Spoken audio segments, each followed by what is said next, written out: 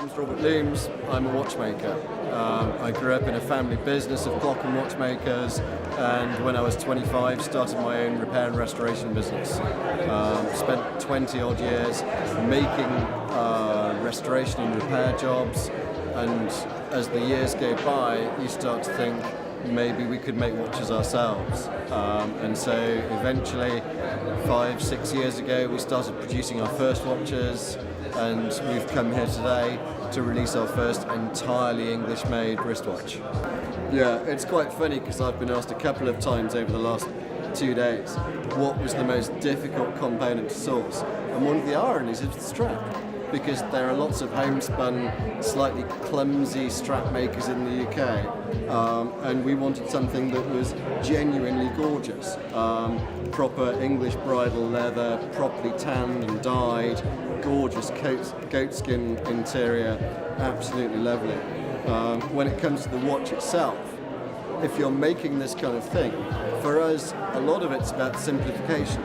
If you take most watches that have between 5 and 12 different types of screw inside, we simplified it so we've got big screws and small screws, and so 2 different sizes of screws to cope with every conceivable job. On the flip side, we still wanted to make a super reliable, accurate timekeeper, so we've got a huge barrel inserted in there, so that not to give it a long duration, which it does, but I don't think people mind if their watch goes 2 or 3 days. It's about smooth transference of power so that the watch keeps better time, is the simple answer. Plates are very plain in this because it's still a prototype effectively. Each one is bespoke, it's made to order for a customer. If they want it to say "with love from mum and dad," that's what it's going to say on there. The cases, we've decided to make 12 in white gold, 12 in yellow gold, each with a rhodium frosted dial. Gives this very matte silver appearance, yet something that cannot tarnish. Rhodium is a very long-lived material, and I would hope this dial is going to look much the same in 100 years' time to the way it's made today.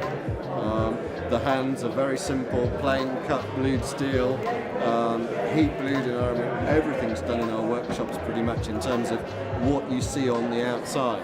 The gold is cast for us in large chunks. We machine it down to get the lug sizes, the diameters, the fitting for the glass, and I think there's 3 days of machining, 2 days of polishing to get the case to look into this kind of condition. The movement, the plates we make in Stanford, the wheels and pinions we outsource to small local companies, and then a huge amount of build time to put everything together, polish, adjust, tweak, until we've got a very straightforward watch. It does no more than tell the time, but with absolute simplicity and beauty, and every component made in England.